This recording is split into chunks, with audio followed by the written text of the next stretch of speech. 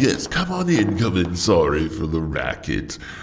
We're building a whole stage for next week's finale, our big 100th anniversary episode special.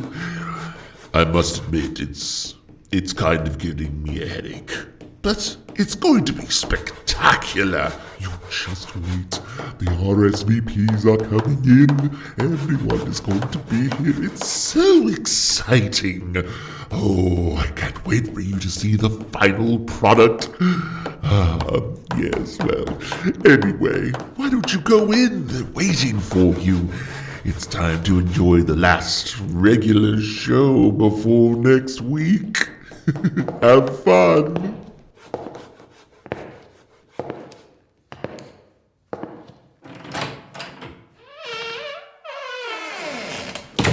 Come in. Sit down. It's time for another episode of Little Podcast of Horrors. I'm Chris. I'm Christina.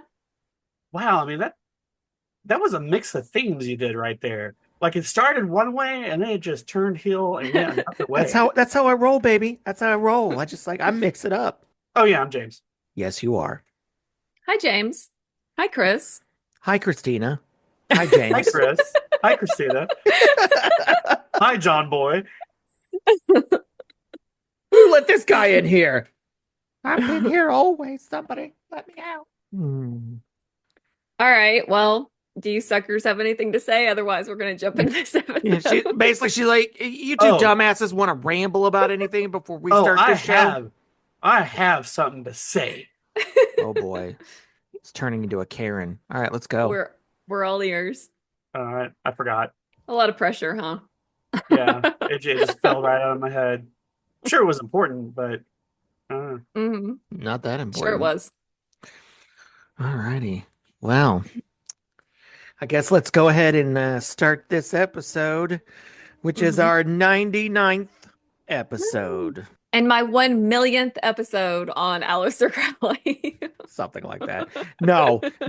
The only person we've got near talking about over like a million times was he who must not be named, blonde space Nazi communist, whatever he is, Ashtar.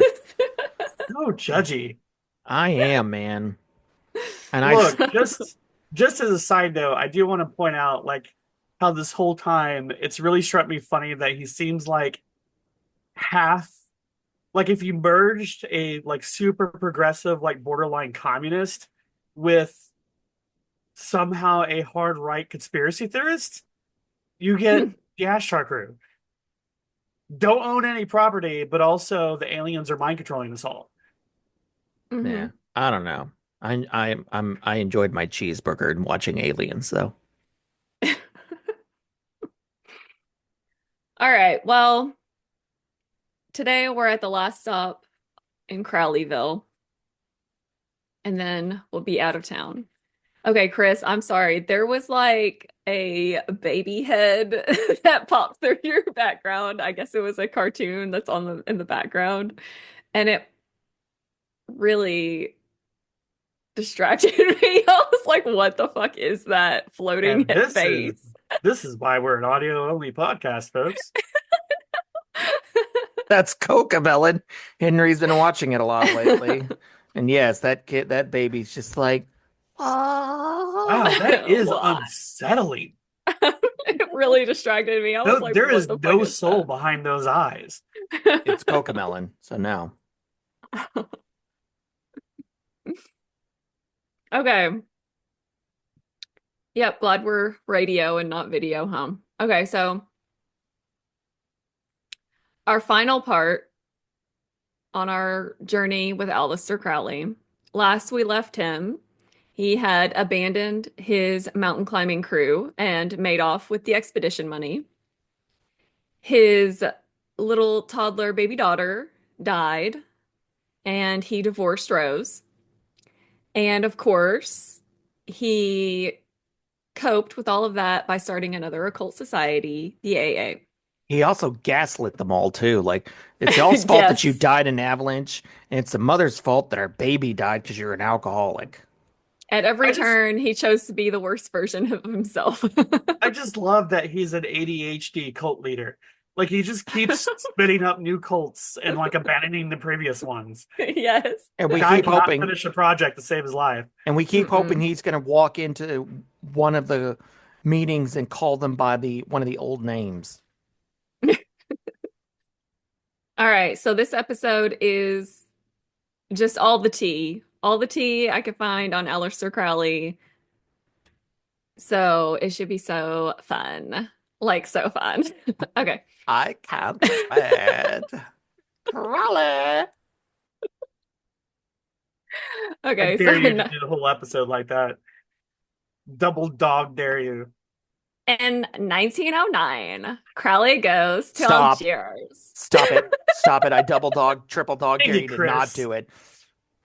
You just don't let me have nice things. Nope. I don't. Take I away my don't. joy. I know. It's my role in life. Okay, fine. In 1909, Crowley goes to Algiers, which is the capital of Algeria, with a novice initiate who had sworn a vow of obedience to him. His name was Victor Newberg. So Important these question. two, yeah, So novice initiates. yeah. How do you like level up to professional initiates? You know, uh, you know how Thelema and Golden Dawn and the AA have all those crazy steps and then sub steps within the steps? It's like that. So novice initiate is like the very first step, but then the sub steps are okay, no, I can't even go on with that. I want to have a business card that just says professional initiate. Like Professional initiate. look, I may not be good enough to go all the way up the ladder, but I am the best at the beginning. Well, it's actually novice initiate, and then the next phase is master of the Temple of Babylon. So Damn, that's a jump.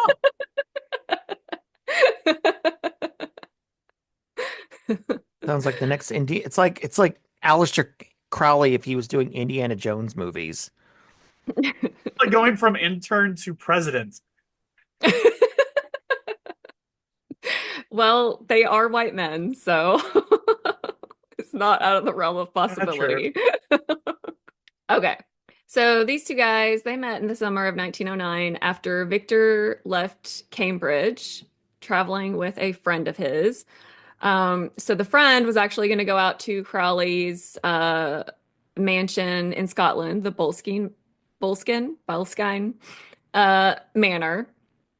And he really just wanted to get like a pair of skis, borrow a pair of skis from Crowley, okay? And somehow Victor Newberg ends up getting sucked into Crowley's vortex, and he has vowed his obedience to Crowley by the end of it. I feel like this So, would be like James. He went to the neighbor's house to borrow a cup of sugar, and he just comes back in a black robe and like a ceremonial dagger. What the hell All you had happened to over do- there? things spiral fast. If you had just gone to Dick's Sporting Goods, okay? God, man. You could have avoided this whole situation. Yes. Yeah, so I'm not sure of how the interactions went between the point of, hey, my friend here needs skis, to I am now going to perform a 10-day period of isolation in your manor to be able to progress magically and spiritually. I don't know how that happened, but it did. As somebody who has accidentally joined an online cult before, it happens. I didn't say anything. Okay, so like I said, Crowley like convinces this kid that he needs to spend 10 days in complete isolation from the world, except for him, of course, because he's special.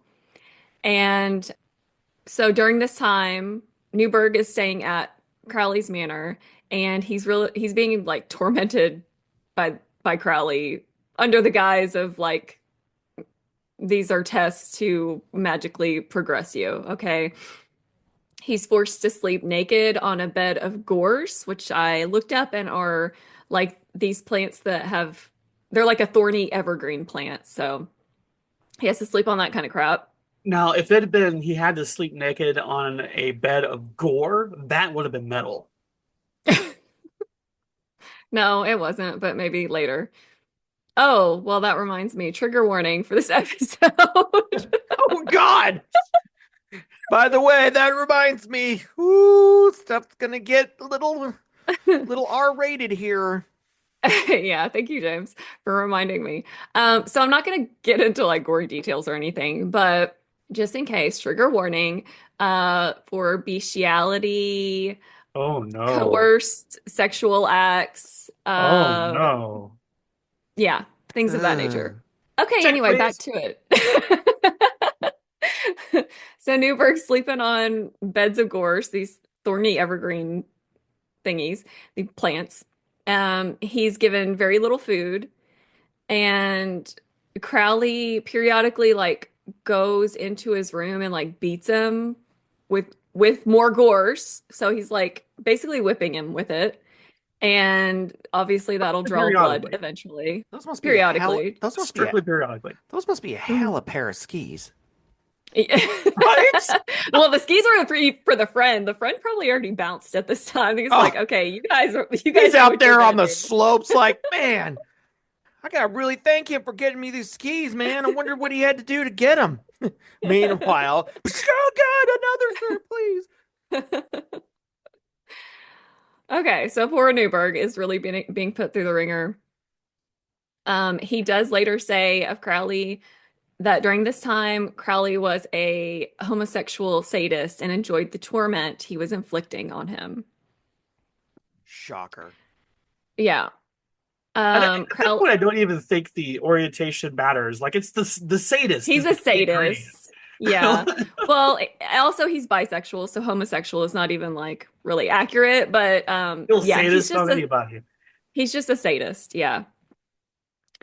Um yeah, so Crowley also was like he was spewing racial slurs at Newberg because Newberg had some Jewish heritage. So Checking all the boxes here. yeah.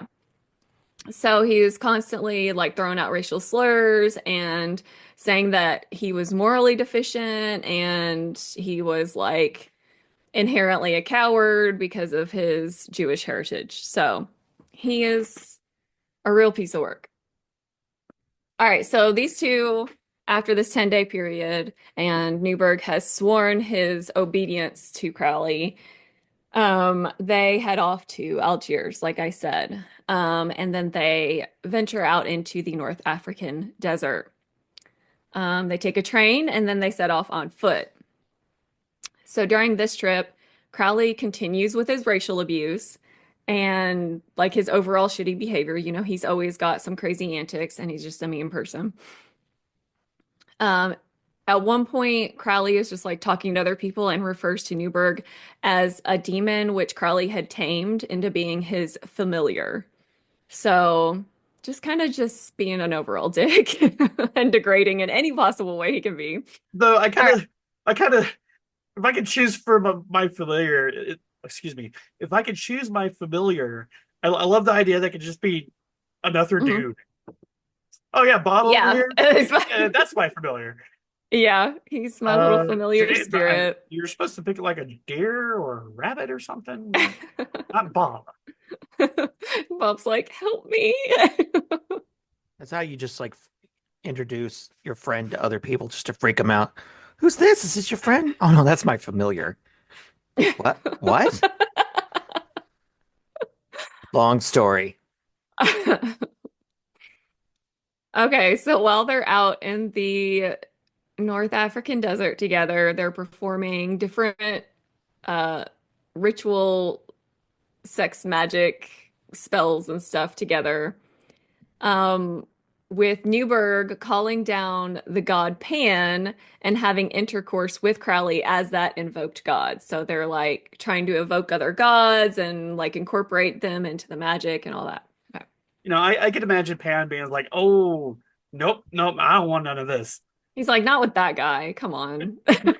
He comes forth. He's just like, who summons the great? Oh shit! I'm out. Nope. Not doing Not this. Crowley again. Not this guy. This Fuck guy. you. You're gross. Get it. Oh my Terrible experiences with God. And his beer is shit. you. Okay, so they're doing all sorts of saucy rituals in the desert. At one point, Saucy. yeah. At one point, Crowley decides he needs to summon a demon named Choronzon using a blood sacrifice. It is 3 pigeons that they kill for this sacrifice. I really thought you were about to say something else, and I was going to be like, so that's who we have to blame. So that's why we don't have the good feathers anymore. I thought she was going to say Trump, and then it's going to be like, Trump. thank you for summoning me, Aleister. You're not gonna regret this. I'm the best demon there ever was. Just wait. All the other demons talk about how awesome I am. You might say I'm better than Satan. All the demons say I'm way cooler than Satan and more powerful. Yeah. In hell, we call him Elon, but might call him up someday to do me some favors. Okay, so I have suddenly become really superstitious about this demon's name, so I'm just gonna say the demon rather than saying its name over and over again. Wait. I'm sorry in advance, but I have to get this out of my system just to rewind a bit. So, looking to have sex with Pan, does that make him a pansexual? Yes. No, I don't know. I just say yes. It wouldn't get out of my brain. I had That's to say me. it. That's what I am. That's where I come from. Okay. Okay, so this demon he summons as part of one of the phases in Thelema and like the Golden Dawn and the AA, like all those occult societies, they go through a phase where they're trying to cross the abyss. I don't know if you guys remember that, but they have to go into the abyss and they have to fight a demon to get through it. So this is that demon. So he is trying to right now cross the abyss and he has to conquer this demon before he can do so. Newberg is tasked with protecting the magical circle that they cast. So basically what's going to happen is they mark out a triangle for the demon to summon the demon.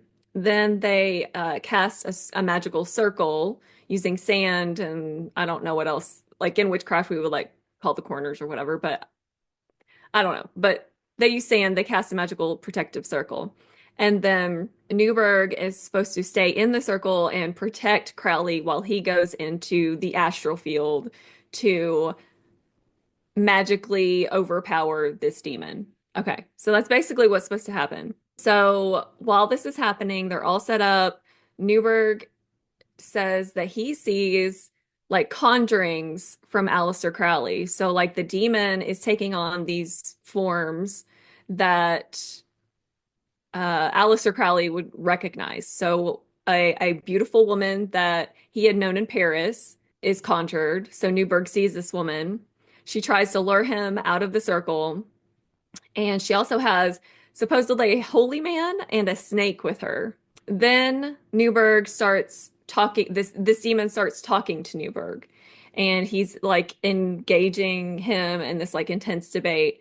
And Newberg starts kind of getting distracted. So while he's distracted, verbally arguing, the demon is basically whittling away at the circle, the sand in the circle, right? And he can break in. So once the demon has like worn down these edges, he gets in there and he attacks Newberg and they're wrestling. But Newberg has like this magical dagger and stuff. He's kind of cool. So he's able to get in control, like reassert dominance, get the demon out, and then recast the circle. This whole time, Crowley's just like sitting there in the astral world or whatever, while Newberg is like literally fighting demons. And suddenly, after like Newberg has kicked the demon out of the circle, Crowley writes the word Babylon. And then the ritual is like deemed complete. So in summary, Crowley sits and chills while Newberg fights a demon. And then he gets say the ritual is done and that he himself has crossed the abyss. Even though to me it sounds like Newberg did all the work. So Newberg is actually traumatized by this experience for the rest of his life. All right, so after this ritual, Crowley claims, he's crossed the abyss, blah, blah, blah. He is now at the highest levels of like the AA and Thelema and all that. So he's feeling like King of Kings. Anyway, he goes on after this to get involved with some other occult societies, same old thing he likes to do. I'm going to jump to 1919. In 1919, he meets an American school teacher and occult enthusiast named Leah Hersig. She for Aleister Crowley, so she seeks him out. And he's really taken with her, and they become lovers, and he names her one of his Scarlet Women. So Scarlet Women are... Did you want to say something, Chris? I really thought she was going to say Scarlet Witch. I did too. Oh, that would be cool. No. Leah becomes his most famous Scarlet Woman, but the Scarlet Women are basically the women that are part of all his sexual rituals in Thelema and all that. So, that started to sound really cool. And yeah. Yeah, it's a really cool name. But I did pull a little bit more about a Scarlet Woman. She could be seen as a female prostitute, the Whore of Babylon, who is a symbolic female figure in the Book of Revelation. And in Thelema, they refer to her also as Babylon. So anyway, she becomes one of his Scarlet Women. She becomes they're pretty important in the rituals. Okay, she does become kind of important. And then she renames herself Allostrael. Allostrael.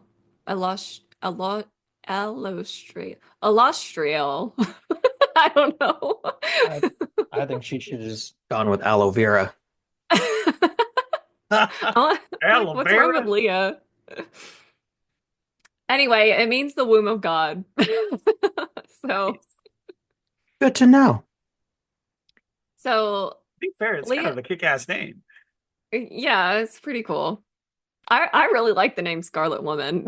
Oh, I do too. It's dope. Yeah, man. He's definitely good with marketing.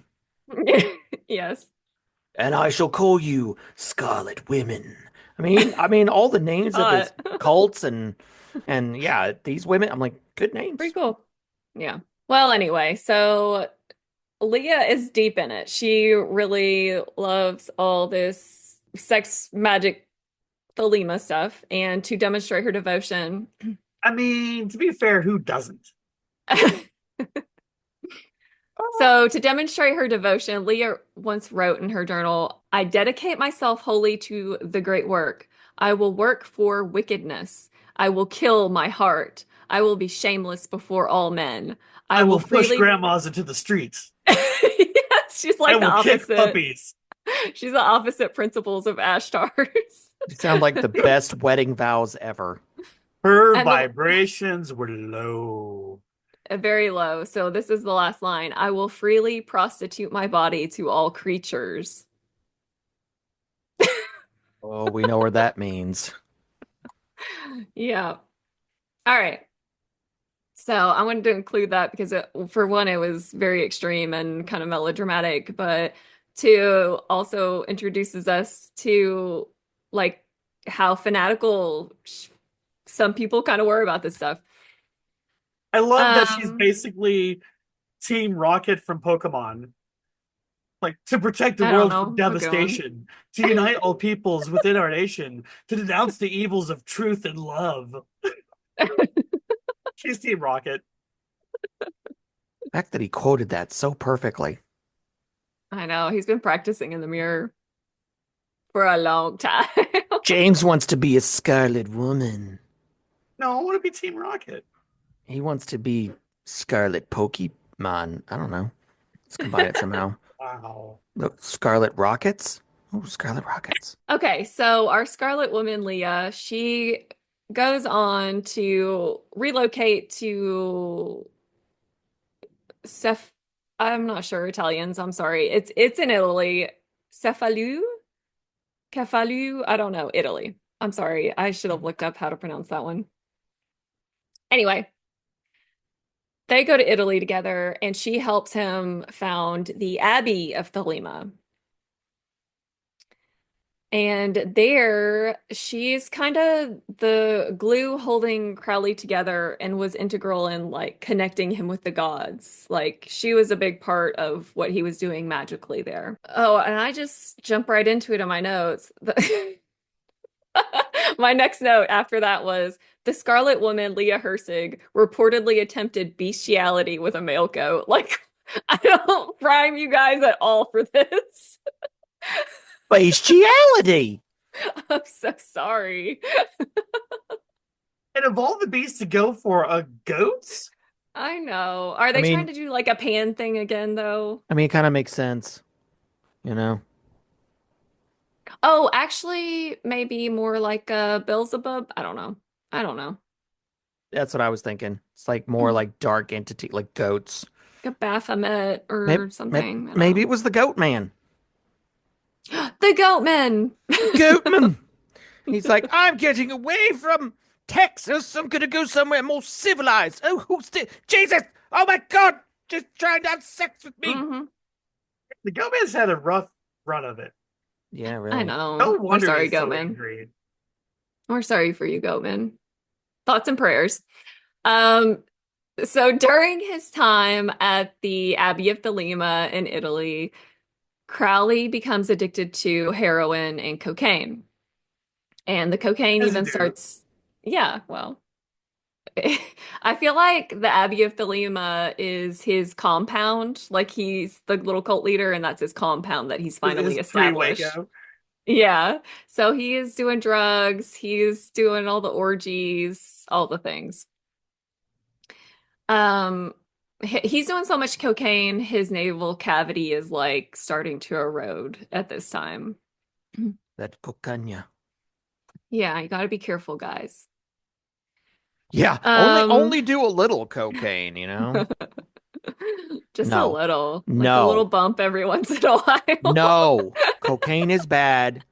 Say no to drugs, people. Okay. Okay, so at the Abbey of Thelema, Crowley fathers two more children, one with our Scarlet Woman, Leah Hersig, and she's also referred to lovingly as Concubine One. Oh, that's so sweet. And henceforth, from here on, you shall be known as Concubine One. So loving. These pet names. Over here, Gladdy. Which one am I? You're Concubine 47. Yes. So he has one child with her. The other is with his lover, Ninette Shumway, who he refers to lovingly as Concubine 2. Hello, number. You're going Number to be 2. Concubine number 2. Did she have an eye patch? Was she Rob Lowe? Who does It's just Rob Lowe with like a wig and a dress on. Like, Who does number 2 work for? he'd be so cute. Aleister Crowley, that's who. Yeah, if we were doing a recreation, it would be Rob Lowe wearing a wig. And he has to Absolutely. and he has to spin around, you know. He has to be like, just like that. He's beautiful. Okay, so here's some stuff that was going on at the Abbey, and I'm not gonna do any story lead up. Like, I'm just gonna tell you the There's straight some up gossip. shit that was going down at the Abbey. I hope you've had some drinks because you're gonna need them. This I'm is not just gonna a- sugarcoat this shit. It's bad. So bad. This is our gossip here, okay? So initiates were required to participate in sex magic rituals, heterosexual sex magic, and homosexual sex magic. So it didn't matter your actual preferences, you were required to perform both. They sacrificed animals to use the blood for their cakes of light. You guys might remember that from the one of our other I ones. tried to We'll never forget. I already very abruptly introduced you to bestiality was a thing there. There's an episode title. Bestiality was a thing there.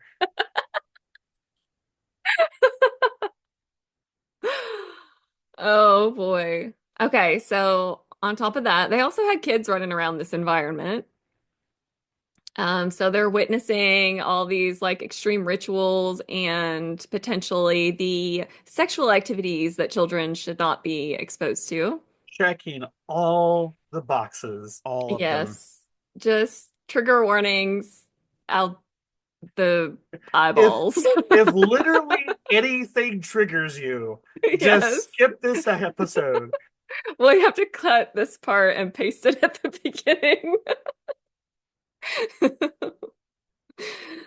Okay. So, according to one member, they were required to drink the blood of a sacrificed cat. They were also required to cut themselves with razors if they used the pronoun I. So it's like James looks like you. it's like a Sorry. swear. All I can think of is the Monty Python, the Holy Grail, the Knights of St. We have the knights Where to it's say like no. it's the pronoun that they can't bear carrying. It's not a pronoun, sorry, but but you know the whole bit where it's like I said it, oh no, I said it again. It's like this totally is happening here. Yes. Except add razor blades. Yes, add violence. Let's up the ante a little bit. Okay, and then one man was reportedly forced to drink from a polluted stream where he developed a liver infection and died. So this event was the mark of his downfall here in Italy. This news exploded, and it's where he earned his name, the wickedest man in the world. So the newspapers started writing about this, and they dubbed him the wickedest man in the world after all the stuff that came out of the Abbey. I mean, if the shoe fits. Yeah. Eventually, the fascist Mussolini heard about this and the man's death and had Crowley deported in April 1923. He was too bad for Mussolini. I was about to say, like, you know how bad you are that if Mussolini's all being like, this guy is crazy. You need to get him out. He did what with a goat? Yeah, right. So after leaving the Abbey in disgrace, Crowley bounces around Europe. He continues to struggle with his heroin addiction. He does try to get clean a couple times, but just kind of falls right back into it. He undergoes a number of nasal surgeries to fix what the cocaine had done to him. And then he meets a Nicaraguan poet named Maria Teresa Sanchez in 1928 and becomes smitten with her. Um, he does start incorporating her in like all his rituals, just like he does every other woman and every other person he encounters. Um, he runs off to France for a time, but eventually they also deport him because he's a mess and just an overall bad look.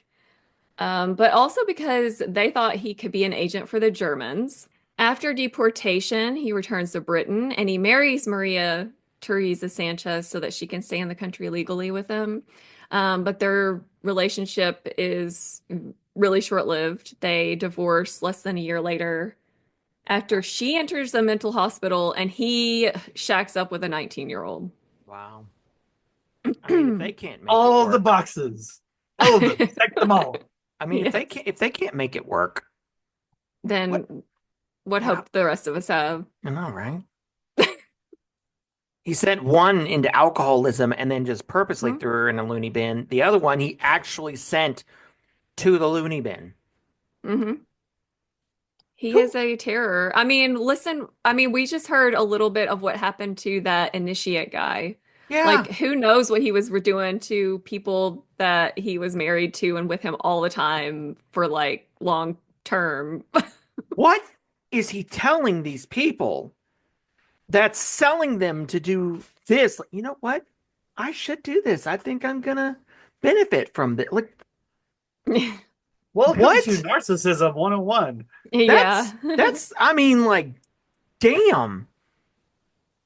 I feel like he Mm. could, I mean, somebody who's that good of a salesman, you know, I feel like he could sell a hot coal to somebody in hell. Considering like what he is convincing these people to do, and they're not getting anything in return. Yeah, he's not using his powers for good, that's for sure. So by 1930, he's hopping between Germany and Portugal, meeting up with various like artistic people, writers, poets, stuff like that. Causes some drama, gets into quarrels, has fallings out, like burning bridges as he does. And at one point in Berlin, he decides he's going to fake his own death and but does not stick to the bit and reappears at an art show 3 weeks later. He's like, just kidding, never mind. Didn't you die? Yeah, it got better. Check out this art. Reminder that Crowley was a trust fund kid. So all these years, he's just spending money. He is earning a little bit from like books and his little cults that he starts, but he's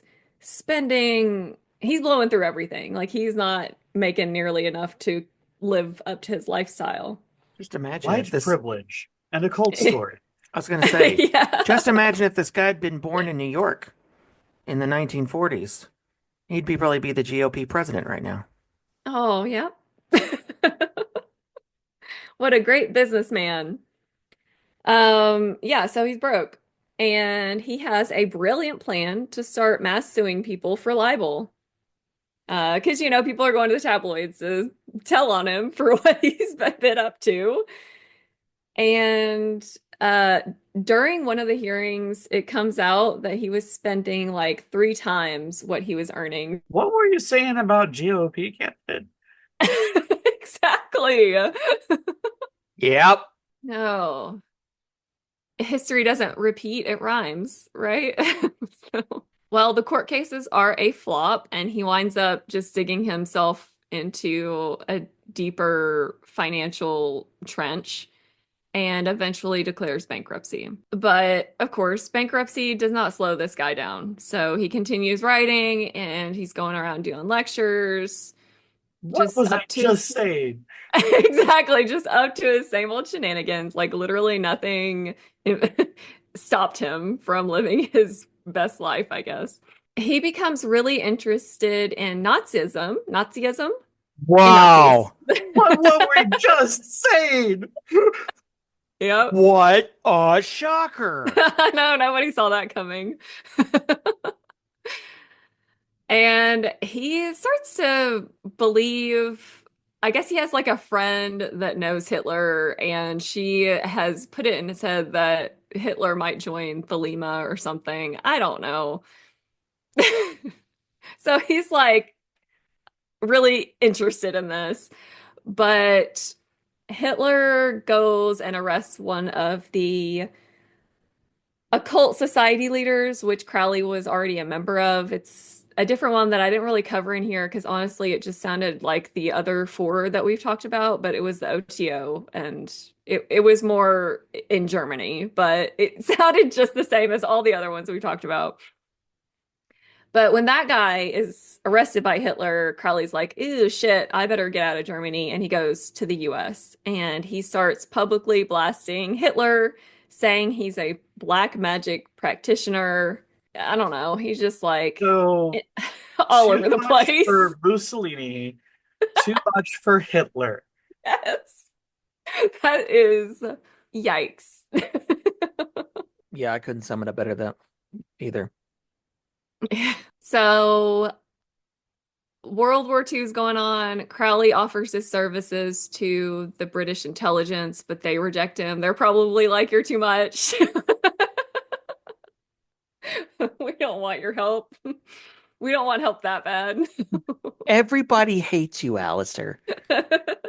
You're giving everybody the creeps. And he does ironically go on to write a book about human rights or something. I don't like this boy. Is it a book against human rights? I was about to say that. I was all like, human rights. It's not that big a deal. You only have it's rights silly. of It's yourself. silly and lame. You all should just submit yourselves to me. Yes, basically. And my pet goat, Pan. All right, so and here, have some cake. So his health is rapidly deteriorating. Gee, It's 19. Yeah, what? I can't. I wonder why. Maybe all the cocaine and heroin and God knows what His else. cake. Who knows what else? And the light cake. It's 1947 and he's developed like a chronic bronchitis. He's still addicted to heroin and he eventually succumbs to these ailments and dies at 72. I'm still like, that's old. I thought it should be like 34. I know, right? God, could you imagine how long he would have lived had he not done all that crazy stuff? You know what? That's just always how it is, though. All these evil people just live They forever. do, man. That evil just really grants them longevity. Allow me to introduce you to the concept of the human cockroach. Yes, exactly. So his last words reportedly were, I am perplexed. Satan, get out. Those were his And mysterious Satan last was words. like, Whoa, whoa! This is too much for me. Nobody invited you here, Aleister. Oh, God, no. You get out. You get out of here right now. Goats, Okay. man. Goats. Those are my So, friends. Aleister is dead, but let's talk about a couple of conspiracy things I found. Oh, Just boy. because it's fun. Just because it's fun. So, people have somehow linked Aleister Crowley to the curse of Tutankhamun. So, for those that don't know that one, that's where they like get into they find King Tut's tomb, they bring something out, and like a bunch of the people that were involved with the expedition die from like lung diseases and stuff. I don't so that's the gist. But be a cool episode. yeah, somebody should do an episode on that. Um this conspiracy was introduced in the book London's Curse, Murder, Black Magic, and Tutankhamun in the 1920s West End by Mark Bainan. So in it, he suggests that Aleister Crowley like saw the news of these excavations in Egyptian tombs and found this sacrilegious because remember he is like obsessed with ancient Egyptian magic and deities, right? And the god Ra is one of like their main ones. Heaven forbid we be sacrilegious. Oh yeah, I know. God forbid. So in an act of vengeance, he ritualistically kills them, like anybody involved with King Tut's tomb excavation. So he says that he draws these conclusions came from Crowley's own diaries, essays, and books. So that's a fun little one. The next thing I wanted to talk about his house. So I mentioned a couple times that he bought a what's now known as a haunted house, Boleskine Manor, or however you say it. I keep saying I was it. thinking more Boleskine. like a disease-ridden house. There's just It's like- STDs on the walls, dude. Yeah. It's spiritually transmitted diseases. Not Okay. to mention the fact that you know that bull skin can just absorb all kinds of things. So Oh my God. that skin, those bull skin walls. Whoo!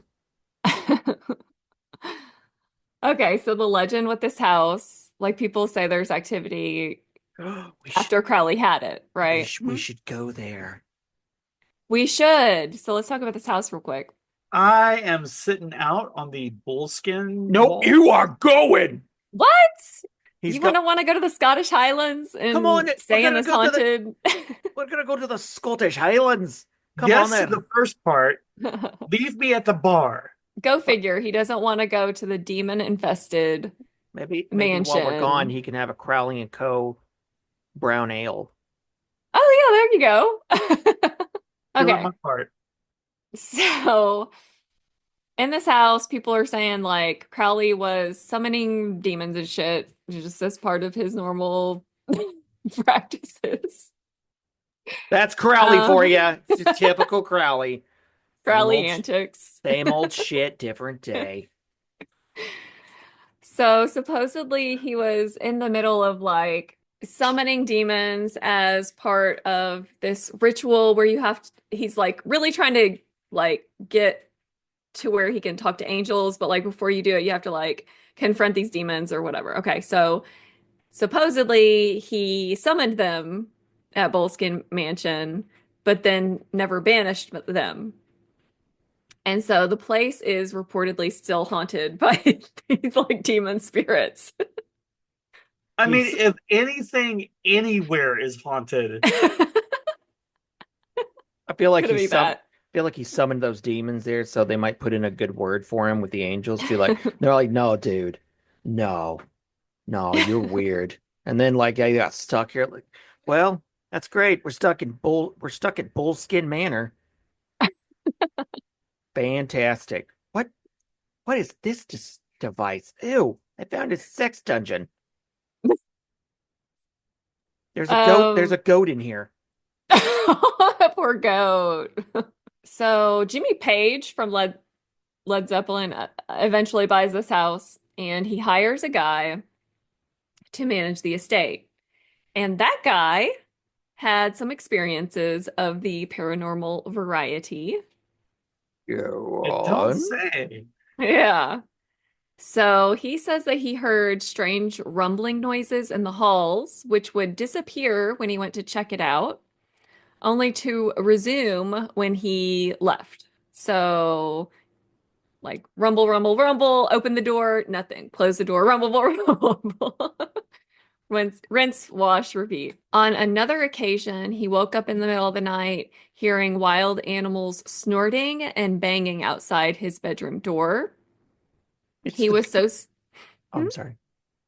I was gonna say it's the goatman. It's like you've got to get me out of this place. I want to go back to Texas. Oh. No. You know why it's only happening when he's not in the room? Because like whatever sucker is stuck haunting this of all places does not want to have their face associated with it. It's like if I have to haunt this place, I don't want to be caught haunting this place. Like I get it. I respect Shameful. Okay, so here's the wild animals snorting and banging outside his door, but he's so scared he like won't get up to check it out. Like he's too freaked out, so he waits till morning.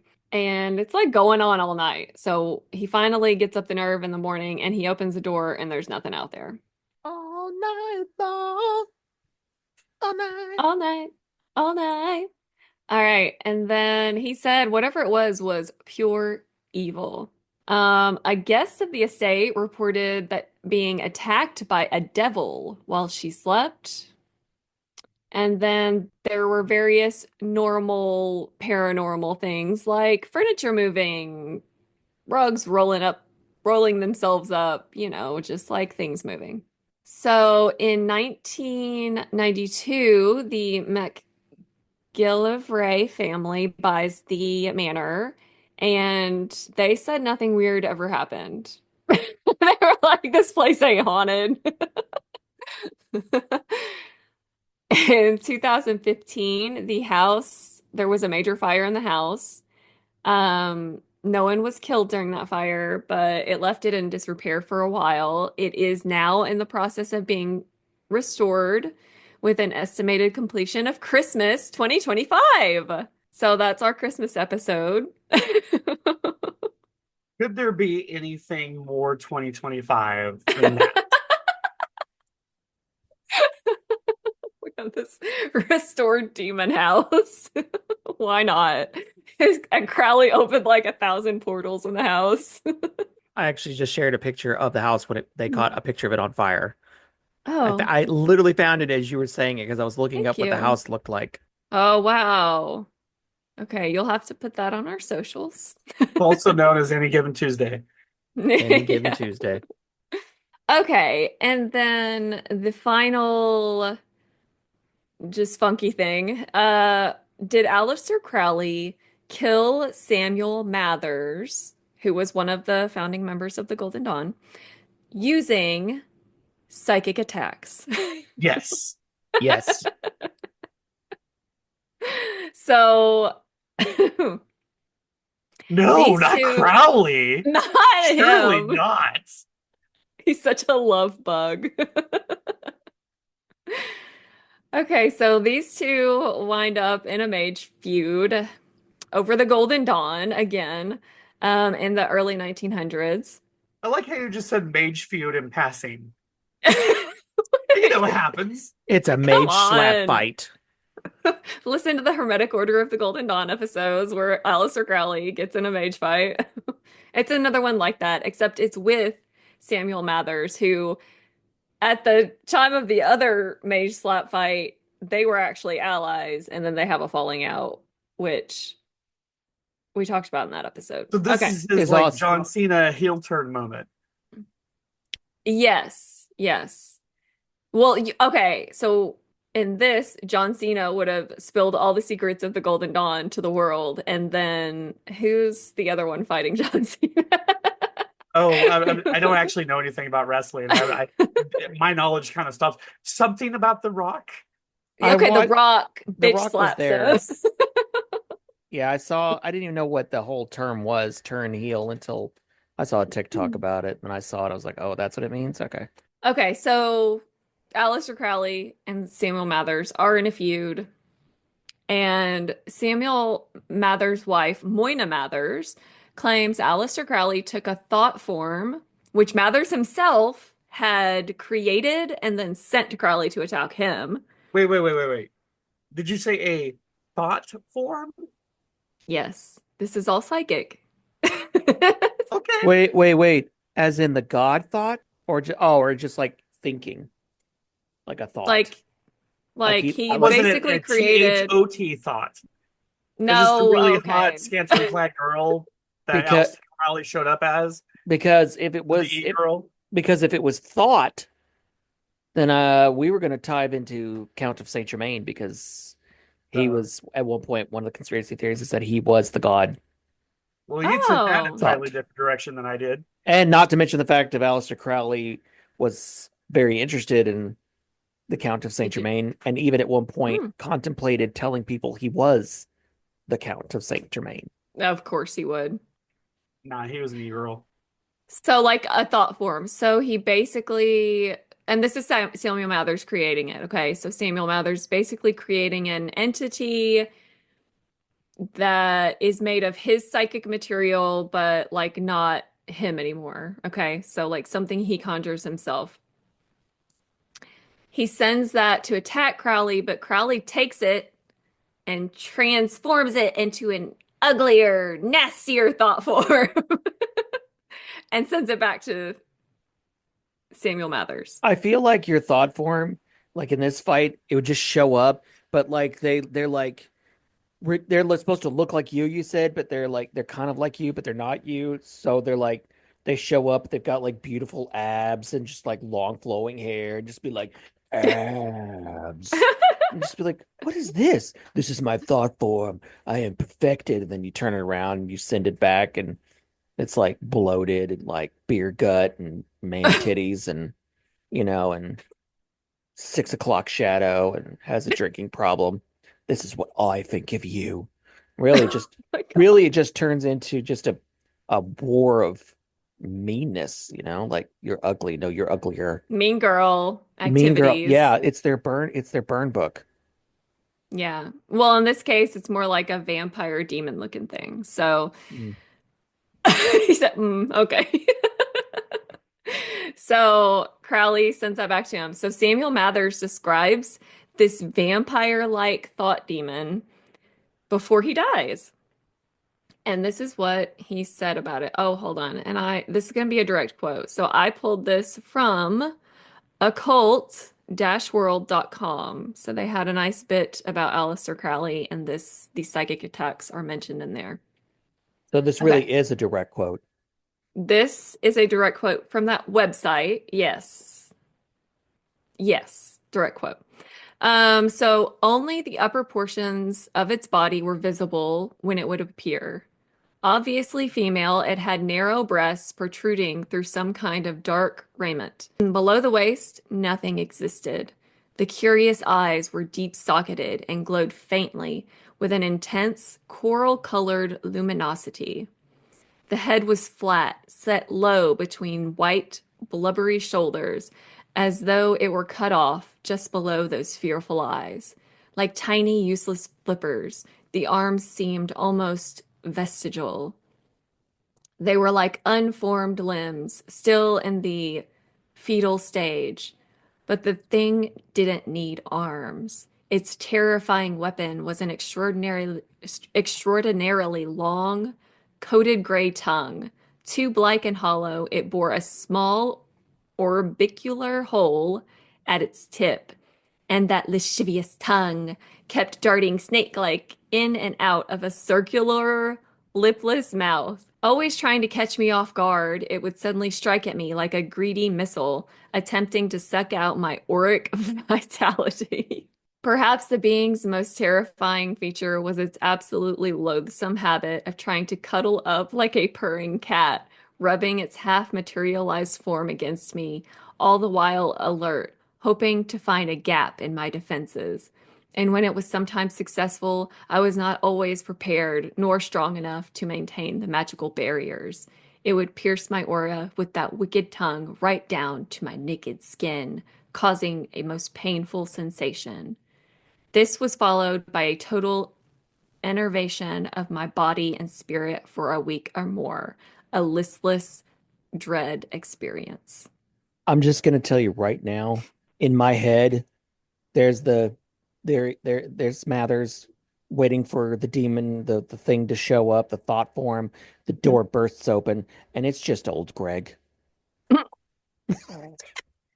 I caught him in the middle of a cough. It's almost like a lavender. Like he just bursts like, I'm old Greg. Drink Bailey's from a shoe. What is this? What are you doing? Do you like my drawing? Isn't it a beautiful drawing? Yes, it's fine. Please get out of here. Aleister Crowley sent me. How you doing? You want to see my mangina? I got a mangina. So anybody that's not seen Old Greg, I'm sorry, you don't get that reference. Go YouTube, look up Old Greg, and you can thank me later. So there's a lot to unpack there, but with what she said or what I said, all of it. Given the context, I don't think I want to know what the definition of the term orbicular is. That's fair. Just leave it as it is. Yeah, that's it. That's Crowley. We're done with him. He, to some, he was a narcissistic rich boy who was sadistic, racist, and was into anything that moved. Yeah. And don't go on a climbing trip with him. No. Or eat his cake. Ew, no. Or borrow skis from him. Get trapped. Not let him babysit your goat. I want to go ahead and just say these sites because I forgot to say them at the beginning. Wondersofsicily.com. I got a lot of my information about the Abbey of Thelema and like the antics going on there from that website. A lot of the stuff about Victor Newberg I pulled from press.uchicago.edu. They had a good article about it. And then the King Tut curse I got from scotsman.com. Nice. Yeah. And we've already talked about occult-world.com, and that's where I got the psychic attack information. So thank you to those websites. Occult World would be a wild theme park. That would be really cool. Wait, what? Or disturbing, or both. What would be? Occult World. Oh, Occult World. Now, over on the other coast, we have Occult Land. There you go. What's the Aleister Crowley ride like? Like you get inside of a goat, little tram, and you go in there and no. Really don't want to think about that. Nope, me neither. All the walls are bullskin. You know, well, it's just a personal badge of honor if I can at least make him once a day get that look in his eyes of questioning every decision he's made led him to this moment. Well, check. But you'd still make it, buddy. Your daily quota is met. You're welcome. I make life so much more fun. Wow, Christina, that was I don't Sorry, I love you guys. Oh, we love you too. Do you though? Do you? The next one will be an unsolved murder. Back to just Back to the depressing. classics. Just back to the sadness, not the like, makes me wanna retch. Well, thanks for joining us. You know. Thank you, and I'm sorry.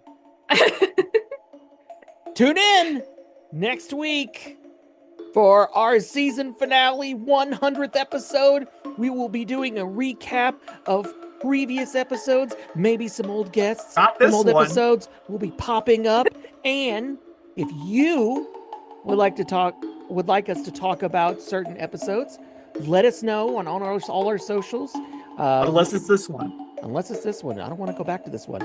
But, you know, if there's a particular episode you want us to recap, let us know. You can email us at info@littlepodcastofhorrors.com. You can also comment on this episode. You can comment on our account on Blue Sky.